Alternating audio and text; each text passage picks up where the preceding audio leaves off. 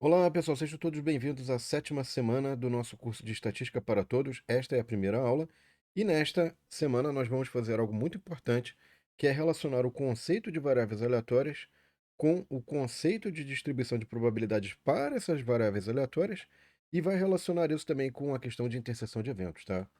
Então, é isso que a gente vai fazer nessa primeira aula, é a conceituação da variável aleatória e como é que a gente extrai a partir disso a distribuição de probabilidade, tá?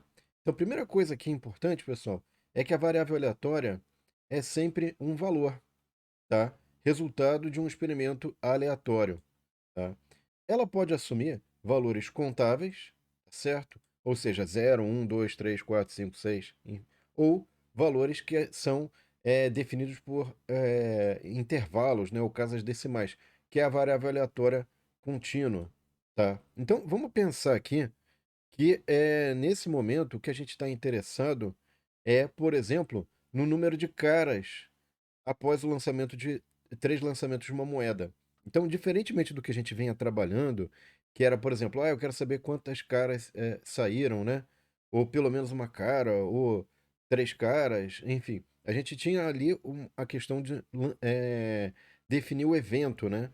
Agora não, a gente está definindo um valor a partir de algo que é intrinsecamente aleatório, né?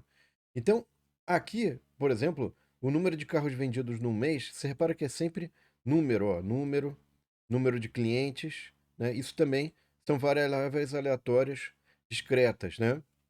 Agora, exemplos de variáveis aleatórias contínuas é a altura de uma pessoa, quantidade de azeite em uma garrafa e o preço de uma casa, tá? Então aí você, por exemplo, pode ter um valor dentro de um intervalo, né? Um valor com casas decimais dentro de um intervalo, tá? Bom, o que que você tem que tomar cuidado no momento que você define variável aleatória, pessoal? Você pode definir a variável aleatória através disso que a gente está mostrando, né? Qual que é o número de veículos que você vende no mês, por exemplo, né? Que é esse exemplinho aqui.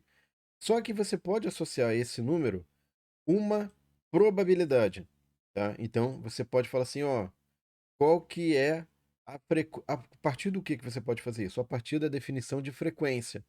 Então é muito simples você pegar, por exemplo, uma tabela, ver lá quantas vendas você teve, né? Então, por exemplo, seja a tabela de frequências e frequências relativas do número de carros possuídos por famílias, né? Não vendas aí, mas qual que é? Você vai fazer uma pesquisa com 2.000 famílias e vai pegar qual é o número de carros que cada família tem, tá? Então, isso aqui você vai fazer uma tabela de frequência, você vai identificar quantos carros cada família tem e depois você vai apresentar ali, pessoal, tanto a frequência quanto a frequência relativa. Lembrando que a frequência relativa, ela é obtida como, ó, você pega 30, divide por 2.000 e vai obter então a frequência relativa, tá? Isso a gente viu aí em aulas anteriores, não é tão complicado, certo? E o que que acontece? Depois que você obteve a frequência relativa, você vai falar assim, tá bom, mas como é que eu chego numa probabilidade da variável aleatória assumir um valor, né? Como é que eu posso, a partir dessa tabela, chegar nisso? Então, aí vai ser importante a gente utilizar a definição de probabilidade via frequência relativa, tá? Então, é a frequência relativa, como é que é dada? Você pega, faz um experimento N vezes e observa que um certo evento que você quer monitorar ocorreu F vezes. Então, você define a probabilidade desse evento A ocorrer como sendo a frequência, o número de vezes que ele aconteceu, em N experimentos que você fez, tá? Esse aqui é o exemplinho que a gente tinha mostrado, que tem ali, vamos falar assim, número de vezes que cada face ocorreu em 1.000 lançamentos, tá? Então, realizei o experimento 1.000 vezes e observei ali o número de vezes que a face 3, por exemplo, que é o que eu estou observando, ocorreu. Eu sei que foram 200 vezes, 200 em 1.000, eu tenho aí a frequência relativa, tá? Que pode ser aproximada por probabilidade. O que que você tem que tomar cuidado?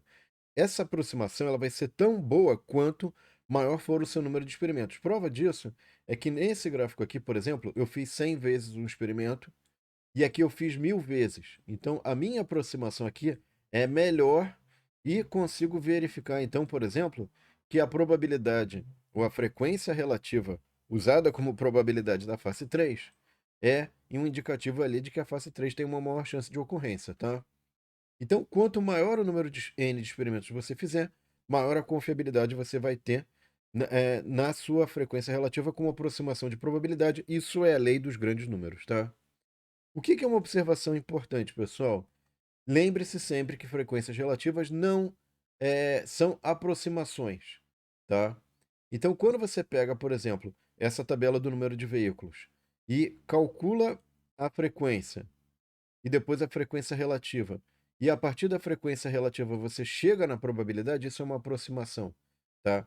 Uma outra coisa importante é que quando você pegou o número de veículos e estabeleceu que para cada valor de x eu tenho um p de x, o que que significa isso, pessoal? Significa que você está transformando, isso aqui é uma transformação, né? De dado x igual a zero, por exemplo, qual é a probabilidade correspondente? 0,15, ó. Qual é a probabilidade do x ser igual a zero, né? É uma função de probabilidade isso, tá? Eu transformo valor de x em valor de probabilidade do x assumir aquele valor, tá?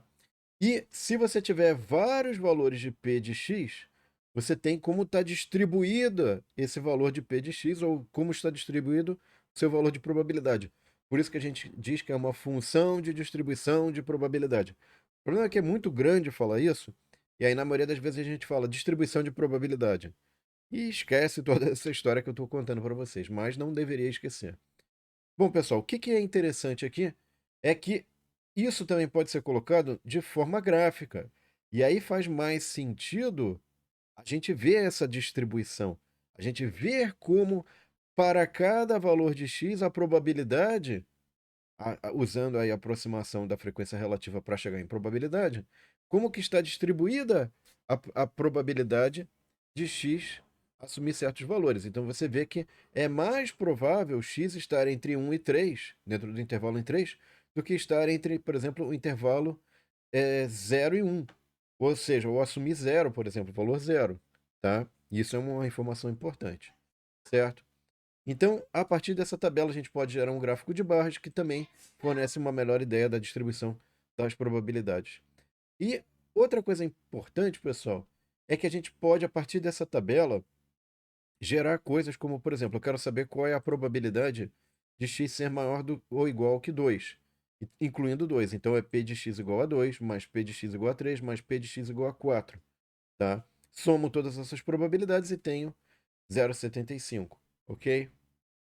E é isso, pessoal. Espero que vocês tenham gostado dessa aula. Não esqueça de curtir e compartilhar para que mais pessoas tenham acesso a esse conteúdo. E próxima aula, nós vamos fixar esse conceito, essa associação entre variável aleatória, sua distribuição e eventos, interseção de eventos com um exercício. Vai ser interessante para a gente ver algumas coisas assim e fixar esse conceito aí, tá? Obrigado e até a próxima aula. Um abraço e até lá. Tchau, pessoal.